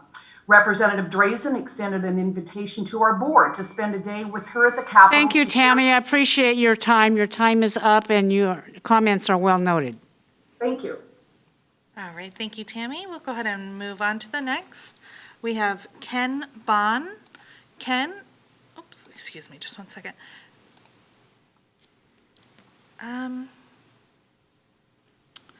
Sorry, I'm just, Ken, I'm not able to access you, unfortunately, because you have an older version of Zoom. I'm not sure if you can update and come back and join us. We do have a couple more people to go through. But I can't. Yeah, we'll come back to him. Maybe he can call in on his phone. Perfect. And if you can hear us, Ken, we're coming back to you. You just got to get a different way of communicating with us. All right, so let me go on to the next one. It looks like Chris Waller. Chris, if you can go ahead and unmute yourself, you have 3 minutes. Hi, I have a very short message today. I'm sitting here today watching a wholesale shooting of the messengers. Sonia Fisher has been the only commissioner brave enough to stand up for what censure really should mean. You all censured Mr. Shaw, but you have refused to back that censure up with real teeth. Yet you are attacking her for suggesting that a censure should have real consequences. It is not those who are appalled by Mr. Shaw's behavior and who are taking action that are in the wrong here for speaking out. It is his stubborn refusal to step down that is the impediment, not the justified reaction of our citizens who are participating in their government or our boards that are expressing their real concerns. Direct your outrage properly. Recallmarkshaw.com. Thank you. Okay, thank you, Chris. We'll go ahead and move on to the next. Miriam Reed. Miriam, if you want to go ahead and unmute yourself, you have 3 minutes. Okay, thank you. I'm Miriam Reed and I live in Lake Oswego. I'm a senior citizen and I'm speaking on behalf of many seniors I know who are panicking about where and when to obtain the COVID immunization. Some are checking the websites of every pharmacy in town nearly every hour for most of the day. A few do this at 3 in the morning, hoping to beat the next person to an opening. I personally called my local Rite Aid, and they said they didn't have anything yet, but they were going to. And I said, well, can you put me on a waiting list? Can you put me on your schedule so that when something comes in, I'll be on the list? And she said, we aren't doing that. We aren't keeping any waiting lists, and we aren't making any appointments. It's just first come, first served. So I said, well, does that mean I should sleep in the car in front of the pharmacy and beat the hell out of every senior that shows up in the morning as soon as you open? And she didn't even laugh. She just said, well, we're not making appointments. I suspect that's happening in most of the local pharmacies. It would be delightful if the county would mandate that the pharmacies who are receiving these vaccines, with your permission, also submit some kind of schedule or some kind of appointment system. There's no reason, you can't function without some kind of appointment system. That doesn't happen in medical care. Okay, the other thing I wanted to talk about was the power outage. PGE, I looked it up, received a profit, not income, but profit of over $1 billion in 2017. It cost $3 million to underground 1 mile of electrical line. So I did the math, maybe I did it wrong because I did it quickly, but I think that's 500 miles of electrical line that could be undergrounded. I don't know why they're not mandated to do that. And those are my only comments. Thank you. Commissioner Savas does have his hand raised. Commissioner Savas, do you have a comment? Yeah, real quickly, Miriam, thank you for your call and concern on the vaccine. Our staff in the presentation of COVID updates gave us this phone number. And I would encourage you maybe to try it, and perhaps if it's not successful or is, perhaps let us know next week. But that phone number is 503-655-8224. And if you could please let us know how that works, that helps expedite an appointment for a vaccine. I would really appreciate it. And I share your concern. Thank you. Is Miriam still on with us? Okay, Yes. Miriam, did you get that phone number? I did. It was 503-655-8224. Yeah, and thank you for calling in, and I appreciate your concern. Yeah. I live near a lot of panicky seniors. Thank you. Thank you, Miriam. All right, so we will go ahead and move on. It looks like we have some people that have registered that I'm not seeing online. I am going to try Ken one more time. He is our last person, so Ken, it still looks like I'm not able to allow you to speak. Ken, if you can hear us, maybe you can call in next week. Yeah, or else you can send us an email with your comments, and we will definitely pass them on to the commissioners. Thank you, Christina. Yep, and it looks like that's it for our public comment. Good. Well, Christina, let's see, no more hands raised. Gary, I think you're up next. Yes, Chair Smith, thank you. County Administrator update. First, I signed a contract on your behalf under the COVID-19 Emergency Declaration 2020-14, and I'm seeking your ratification of that contract. It was for disaster management. It was for an intergovernmental agreement between Clackamas County and the Clackamas County Fairgrounds and Events Center to host a COVID-19 vaccine clinic. It is a cooperative agreement and no funds are involved. The agreement is in effect from March 1st through tomorrow, March 5th. I signed this contract on March 1st. So I'm seeking your ratification of that contract that I signed. Commissioners? I'll take a motion. I move ratify. Seconded. Commissioner Savas moves to ratify. Commissioner Scholl seconded. Any further discussion? Seeing none, Christina, please call the poll. Excellent. Commissioner Fisher? Aye. Commissioner Savas? Aye. Commissioner Schrader? Aye. Commissioner Scholl? Aye. And Chair Smith? Aye, the motion passes 5-0. Gary? Thank you. I'd like to share some notes of appreciation received from community members about our county programs and staff very quickly. The first is regarding the COVID-19 business relief funds that we have distributed as an organization over the past several months. Aaron, the owner of Revive Injury and Wellness in West Lynn, sent us a note saying, "Thank you. and I express my gratitude for this financial assistance. I've been in business for the past 10 years. This past year has been the most challenging. I have focused on keeping the paychecks coming for my team. We are all women, 3 of which are single moms. The money you have given us is helping our families. We are honored to serve our community and grateful to live and work in Clackamas County. A million thanks. Thank you, Aaron, for that note. Next, William of Sandy recognized our employees in Transportation and Development and the Assessor and Taxation Department. William wrote, and he wrote it to me, "Dear Mr. Schmidt, I've recently spoken with Wayne Olson, Ray Griffin, and Kevin Clark with regards to some property that I own in Clackamas County. Your team was exceptionally helpful, and they are to be commended. For more than 30 years, I managed properties for a local group. The property was located in 9 counties in 3 states. Clackamas County was by far the easiest county to work with and far more helpful than any of the other jurisdictions. Every interaction I had with county staff was easy. I don't think this is an accident. Clackamas County has developed an excellent culture. County leadership are doing something right. Congratulations on what you have accomplished." So thank you for that note from William and to our employees in those departments. Finally, Commissioners, as you know, next Thursday's business meeting, March 11th, is an evening business meeting, so the board will meet at 6 p.m. next Thursday, March 11th, both in person and on Zoom. Great. Thank you, Chair Smith. Thank you, Gary. Now it's time for Commissioner Communications. Commissioner Savas, I believe you're up first. Great, thank you. Yesterday, we gave our State of the County update presentation to the North Clackamas Chamber of Commerce. I want to thank the Chamber of Commerce for hosting that. They do that every year. I think it's a great opportunity, a great forum, and I certainly appreciate it. One of the latter questions was really related, I think at least my responses were with regard to teamwork and how we work together. And it's been an interesting couple of months with regard to all the emergencies and things we've been dealing with, and also our retreat that I cited yesterday, and I cited on Tuesday as well, and how we honor really our core values. And I just want to say what those core values are, just quickly. Service in all our actions, professionalism, integrity, respect, individual accountability, and trust.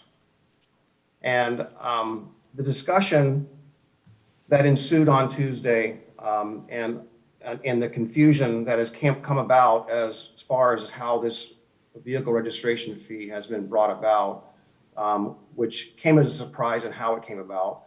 But I do want to say that I would encourage everyone to go back and listen to the session on Tuesday specifically. I'm receiving comments that somehow people think we're going to raise a new vehicle registration fee or raise the existing amount, or that the board actually discussed and voted to cease any further discussion. And if people actually watch the meeting, they will find out that despite the Facebook post and despite the Twitter post, that's really not the case. It's actually the beginning of the conversation, a conversation that began in 2019, February of 2019, and was actually ultimately voted on in February started in 2017 and concluded in 2019, a 2-year process. And as I stated, I want to basically, essentially, I want to have the conversation and let everyone know who was involved in that, who has made the cities, the people involved in these projects, that it generates about $11.8 million, a lot of which is committed. So essentially, this would actually cease the funding of and the projections and the plans for $11.8 million per year going forward. Some of those dollars are programmed for 10 years out and beyond. So it's only right, it's only thoughtful, it's only respectful, it's only with integrity, it's only with respect that we would notify these folks and talk through this and discuss this. And that's really essentially the message that I try to push forward, is that let's have the discussion. It's going to be difficult through a COVID environment, and the sooner we can have those discussions and meetings with our folks, we will. But I just want to restate the message that I stated on Tuesday, and it goes as such. I am interested in hearing from key stakeholders on a potential repeal of the VRF and the concept of putting a more effective VRF methodology forward that could include a ballot measure. So despite, again, the Facebook post and in the Twitter post and the confusion, that I just have people steer themselves back and listen to the meeting on Tuesday and hear the discussion, and the discussion will continue in months going forward. That's what I have for today. Thank you. Up next is Commissioner Fisher. Thank you, Chair Smith. So we've been living with this pandemic for a little over a year. It was back at the end of February, Commissioner Schrader and I were back in Washington, D.C. at a legislative conference when the first case of COVID was in one of our elementary schools, Lake Oswego, and a Washington County resident. And we huddled in her hotel room and participated virtually with the emergency declaration to try to get ahead of what was going to be a very, very rocky year. Soon after that, the kids were no longer able to go to school in March. And we all know that we had the Stay Home Save Lives, and we've all been struggling over the last year. Well, things are looking up. I have just been so excited to hear the school bus outside my window, and children are heading back to school in some limited fashions across Clackamas County. Commissioner Schrader and I in particular have been very concerned, probably because of our grandmother tendencies, I don't know. But we have been very concerned about our children and our families. And in Clackamas County, as leaders in our community, we do interface with many other leaders and jurisdictions. So we are hosting a listening session on March 10th at 5:30. We encourage our families, our parents, our professionals in the field to come in and let us know how we're doing now. What are your concerns? What's happening? How are things going? How are our kids doing? I think one of the just heartbreaking conversations when we had our last listening session was really hearing the pain and the struggle and how comprehensive distance learning wasn't working for certain children, how the stress and the struggles of our families that need to access care and school and childcare in order to work. There's been a lot of struggle out there. Well, let's try to work creatively and collaboratively to look at our next phase for our children and our families. And we as a commission need the insight and ideas of our community. So please join us March 10th at 5:30. You can go online to get the Zoom information. It's just under we have a whole section under our county and that has how to access our listening sessions. And we look forward to hearing from you on March 10th. Thank you, Commissioner Fisher. Commissioner Schrader, you're up next. Sure, I'm on. Oh, I'm not on. Well, thank you for that, Commissioner Fisher. We had an op-ed that we kind of went in on together, and it's been in the Pamphlet media to kind of set the stage for this conversation on March 10th. I am having raised 5 kids and having been a school librarian. I really do feel that we need to have a larger discussion. In particular, I do know that parents getting back to work and needing childcare and kids having, the appropriate social interaction they need to grow and thrive is a critical component of, what they need to be healthy. So I'm looking forward to that conversation. Thank you, Commissioner Fisher, for bringing this to the fore and talking about this particularly very, very timely issue. And I'm going to talk about another thing that's coming up, and Christina is going to help me one more time we saw this slide this last round, and I am just reminding people that basically we are going to be having a year-long seminar about our unique watershed and its natural resources, and that is the Clackamas County River. The first class is on March 9th. It will be a year-long series. It's going to range in everything from geology, water quality, and forestry to fish, recreational, cultural, and public policy issues. It consists of 33 1 to 2 hour sessions taught by local and internationally recognized experts. The reason why this is important for us is that we need to remember the Clackamas River provides drinking water to more than 300,000 humans who live and work in suburban Portland, and is a resource, classroom, and playground for tens of thousands more, including conservation professionals, anglers, rafters, boaters, and other outdoor enthusiasts, as well as timber producers, nursery farmers, agricultural landowners, and many others. So go to the website, clackamasriver.org, and you can sign up for the conference. Be there or be square. The first one is featuring Cheryl McGinnis, the Executive Director of the Clackamas River Basin Council, and Dave Bugney, a good friend who is a board member of that organization. And then we'll be moving on to Geology 101, and you'll see a whole other series of conversations about the geology of the Clackamas River Basin to start with. Agriculture, soils, hydrology, you name it. If it's about the Clackamas River, we're going to be talking about it. So thank you for that, Christina. And again, another reminder for people to show up and join that conversation. I'm really looking forward to it. On another topic, I did with Commissioner Savas have an opportunity to meet with the U.S. Army Corps of Engineers about the Willamette Falls locks. They are keeping us updated on what their process is.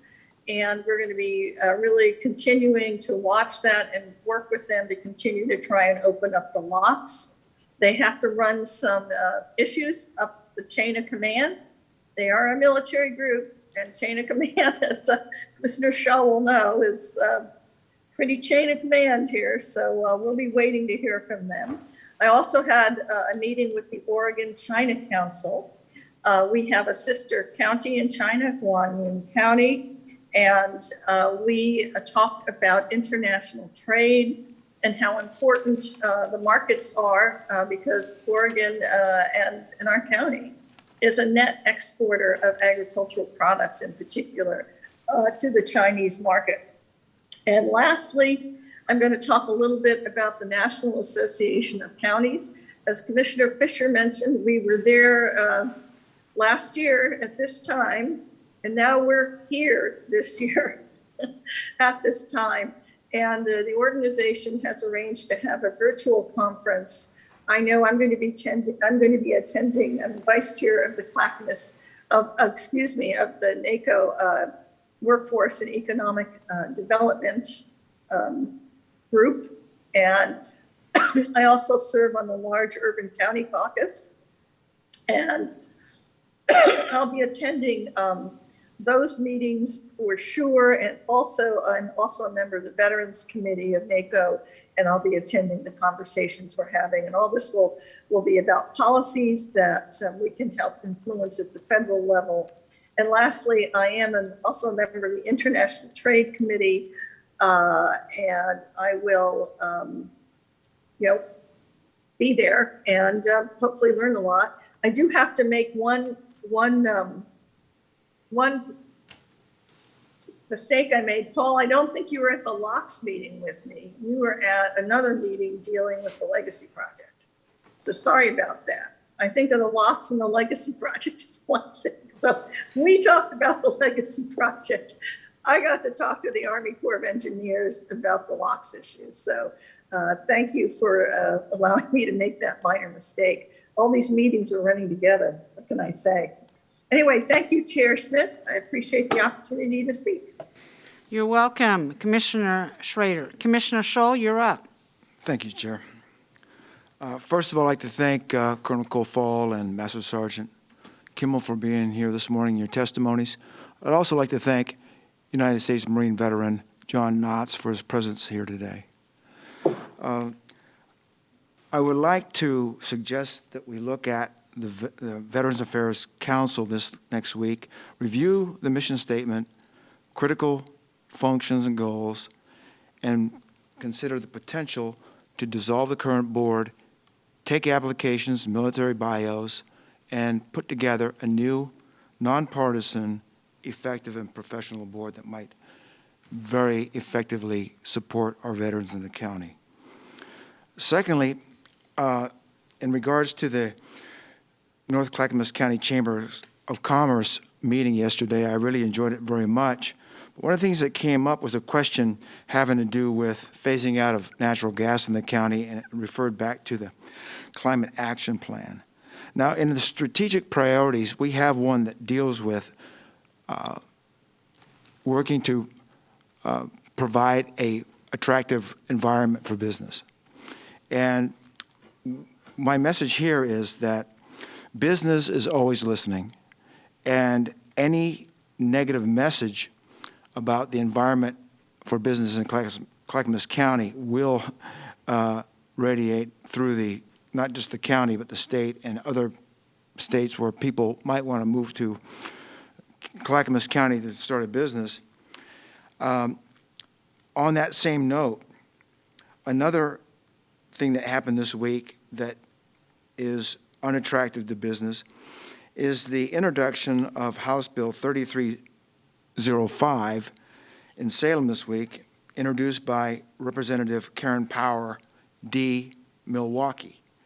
And her House district right here, and at least part of it, is in Clackamas County. She's got a bill here that would phase out the selling of diesel fuel in Oregon by 2028. I don't think it's going to happen. But my point here is that anything like this that business hears, it's a threat to them because this is very costly. And so my message is to the people of the county, contact your representative. Talk to them about House Bill 3305 and how destructive that would be, and get involved. Finally, on Mrs. Coulter's call about the Bull Run water filtration plant, I've talked to her, and if you're still listening, Mrs. Coulter, the staff is working up some information on it, and hopefully by this afternoon I can give you another call on the status. And finally, on the vehicle registration fee.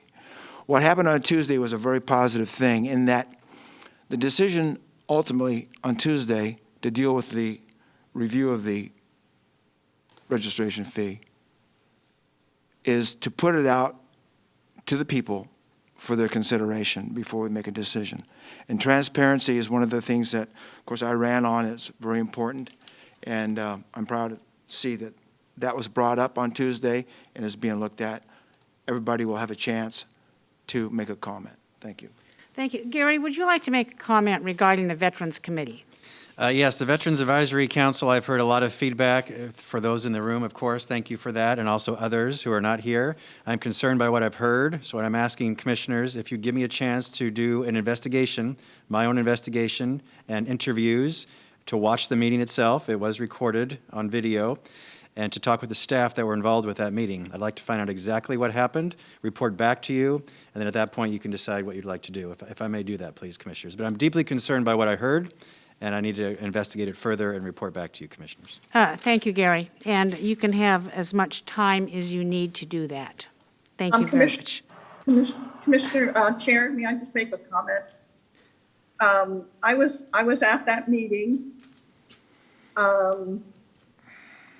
and I would really like to ask Gary to have a conversation with me, if that's possible, about this. As you know, I've been involved. I'm not a veteran myself, but I've been involved for years with veterans. Recently met with Adjunct General Stencil in Camp Withacum. I'm meeting with the regional folks from the Guard on Friday. I've had contact with Kelly Fitzpatrick, who is our ODVA, is, the Oregon Department of Veterans Affairs. And what I'm feeling very badly about, and I chaired the Veterans Committee down in Salem after Kulongowski had appointed me to his committee to really start looking at what our veterans needed when they returned from war zones. So I take this very seriously. I think that we need to think this through. I'm not convinced we need to do something so draconian. I do think that the committee used to be under Business and Community Services. I kind of liked it there better because the human services component was still intact, but there was much more adherence to tangible outcomes. But that set aside is for another discussion. However, I will say that how heartbroken I am that that veterans issues have never been partisan. And I'm really feeling, after all the work I've done to keep it that way, that it's turning into something that is really kind of breaking my heart, quite frankly. Everybody supports our service people, no matter what. They've sacrificed for us, and they have served us. There's going to be differences of opinions, even between service members, about what is good and what isn't good, because we're all people and we're all different. But we shouldn't let that interfere with the work that we need to do together to honor the people who have served our country. So I hope we can get to the bottom of this, Gary. I'd love to be part of that conversation. I think, frankly, replacing the entire committee may be kind of draconian. Maybe it just needs to be in a different place with more designated outcomes. Thank you, Commissioner Schrader. Your comments are well noted. I'm up next for commissioner comments. In my prior elected service on the Board of County Commissioners, I served on the Veterans Committee. And I can remember how that was conducted. And we adhered to our mission statement. We organized events. We asked veterans to participate. We had a very strong chair at that time. And it seems that this committee has gone far afield. And I am extremely aggrieved by what I have heard and seen regarding this particular committee. And Commissioners, Gary will use all the time and resources available to him in Clackamas County to get to the bottom of what was probably an unfortunate meeting. I am also a life member of the VFW in Oregon City, and I take that quite seriously. No, I was not a veteran, but I'm an auxiliary member to that VFW because of my family members' service. And I will say forward, and I'm going to go on a limb, this behavior will not be tolerated ever again, because this Veterans Committee has aggrieved every single veteran in this county, and let that be clear. With that in mind, I am, as chair of Clackamas County, I serve on the ONC County lands.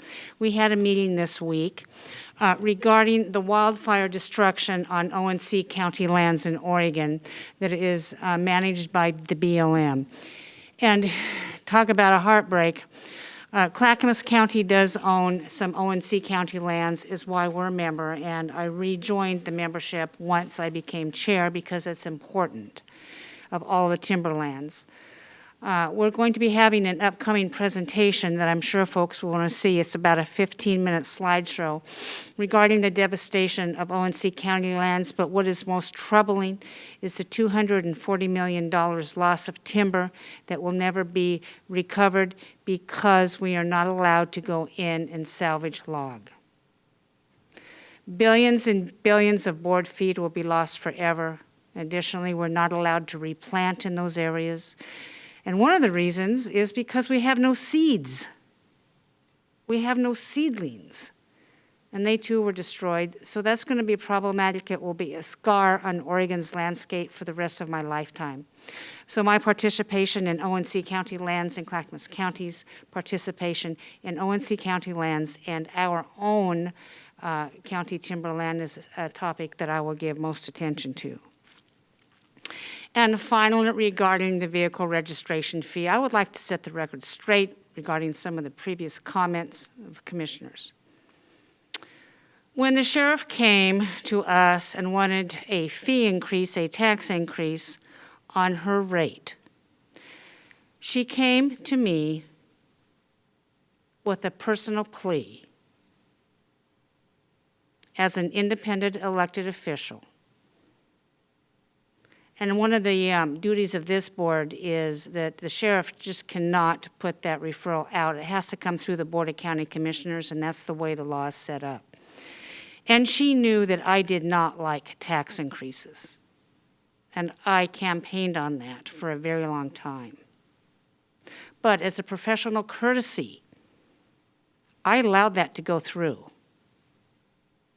And this board voted 3-2 to approve the referral to voters. And at that time, I said, commissioners, I think maybe since you're asking for a tax increase on the sheriffs, maybe we could do something with the vehicle registration fee that was increased that our citizens never got an opportunity to vote on. So I teed that up this week at a Tuesday policy session. Unfortunately, my commission did not allow me the same respect and dignity to allow a referral to take place in the November 2021 election. We had a straw poll vote, and I was voted down 3-2. Now, commissioners, you have said, oh, I'm going to look at this and I'm going to look at this, but I also understand behavior, and I have observed this commission. 3 of you don't even show up for meetings in person, and you're rarely in your office. So how are we going to move forward on solving this problem when we do not have a time certain of which to solve it? I believe we have already lost the opportunity for the November election for the referral to the citizens to give them a choice whether they want to continue with the road fee that is paving our roads, or they can choose not to. And let me be very clear. I have been extremely accommodating to this Board of County Commissioners, allowing you to do whatever you want, and I expect to be respected in return. Thank you very much. This meeting is adjourned.